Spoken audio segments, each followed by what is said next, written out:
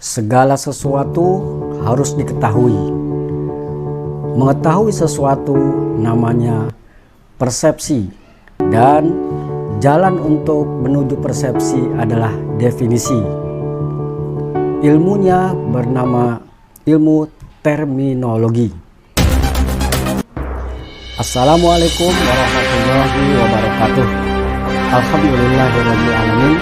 Sahabat dimanapun berada, kita tentu masih ingat, bahkan bisa jadi kita hafal karena kita sering mendengar para ustadz menyampaikan hadis tentang anak yang soleh dan ilmu yang bermanfaat. Hadis ini diriwayatkan dari Abu Hurairah. Beliau menyampaikan bahwa setiap manusia yang meninggal dunia akan terputus amalnya kecuali 3. Yang pertama adalah shodaqah jariyah, yang kedua ilmu yang bermanfaat, dan yang ketiga anak yang soleh yang mendoakan orang tua. Selama ini kita hafal, kita mengerti tentang maknanya, namun banyak yang salah paham tentang pengertiannya, salah memaknai, mendefinisikan apa itu anak soleh atau ilmu yang bermanfaat. Kenapa kita salah memahami? Karena kita berbeda persepsi. Nah, sebagai contoh, ada seorang anak menjadi dokter, yang satu menjadi ahli fisika, yang satu lagi ahli kimia. Kemudian orang tuanya atau ibunya itu berdoa kepada Allah, ya Allah, jadikanlah anak saya anak yang soleh. Kita balik bertanya, apakah anaknya yang sudah jadi dokter, kemudian anak-anaknya yang punya profesi masing-masing itu bukan anak soleh? Apakah yang dinamakan anak soleh itu yang bisa ngaji, yang bisa menjadi imam, atau bisa berceramah? Nah, tidak jauh-jauh kita ambil contoh saja. Ada seorang pedagang, katakanlah berdagang somai. Kemudian pedagang somai ini mengumpulkan ibu-ibu, misalkan 50 orang.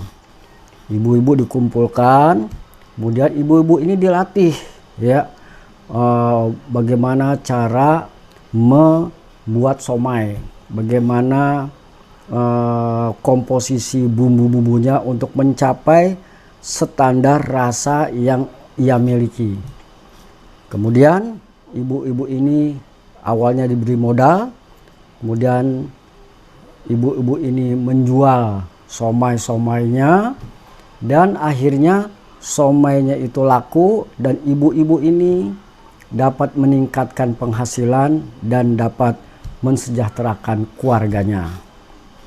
Sekarang kita bandingkan, ada seorang yang ahli tafsir, ahli penceramah, ahli hadis, ahli balaghah, ahli ilmu mantik.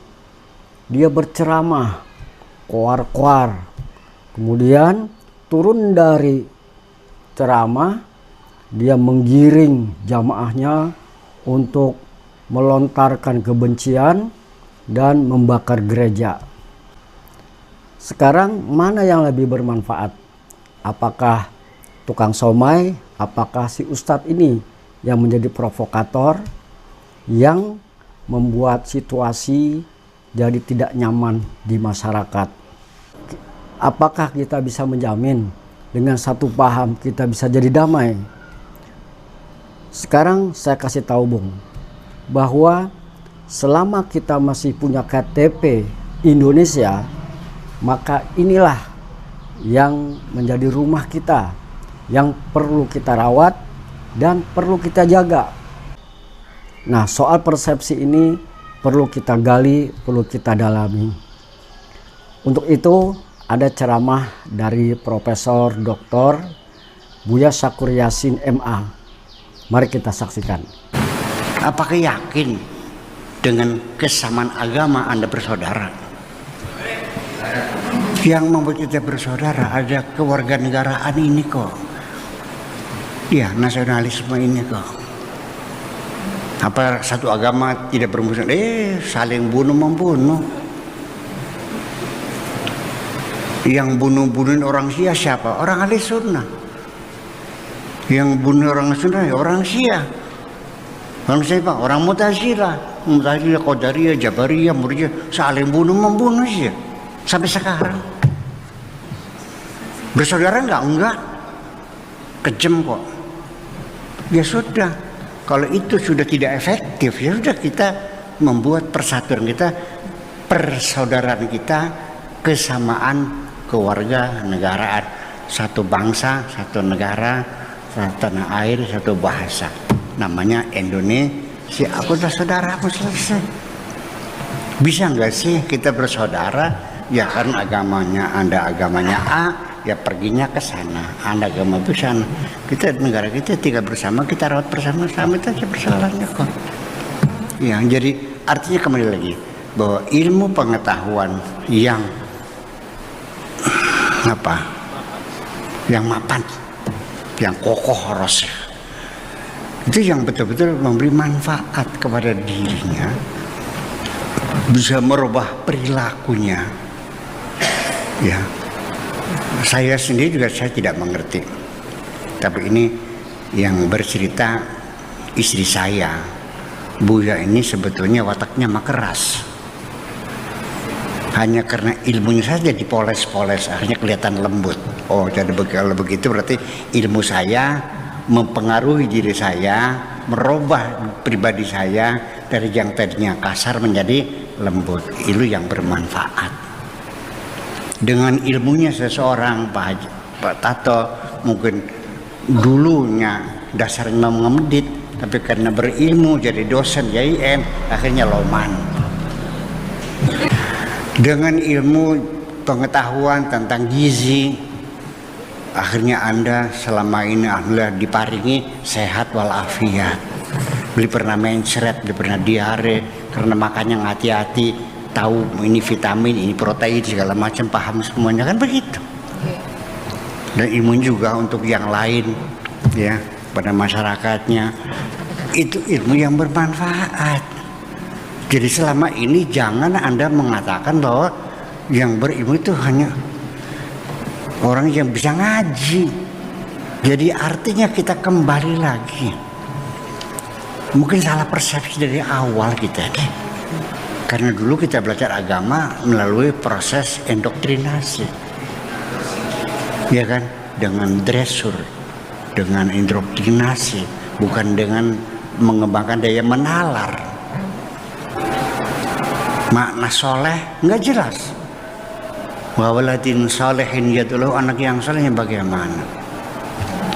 Ketika saya mengatakan orang Amerika orang yang soleh, banyak yang marah. Jadi sing soleh sira. Kamu yang soleh.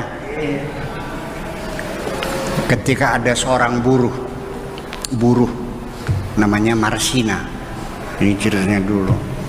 Dia nuntut naik haji, dia mati dibunuh orang, ya kan, karena dia mau itu yang mencak-mencak, yang marah-marah orang Amerika menuntut hak kemanusiaan.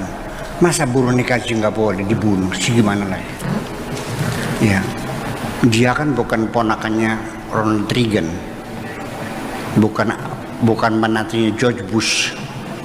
Dia orang Indonesia yang dikenal, tapi manusia mereka bela. Soleh nggak? Beli sembahyang sih. Di sini persoalannya. Jadi gara-gara beli sembahyang ya beli soleh. Jadi sing soleh siapa? Demikian, semoga bermanfaat. Wassalamualaikum warahmatullahi wabarakatuh.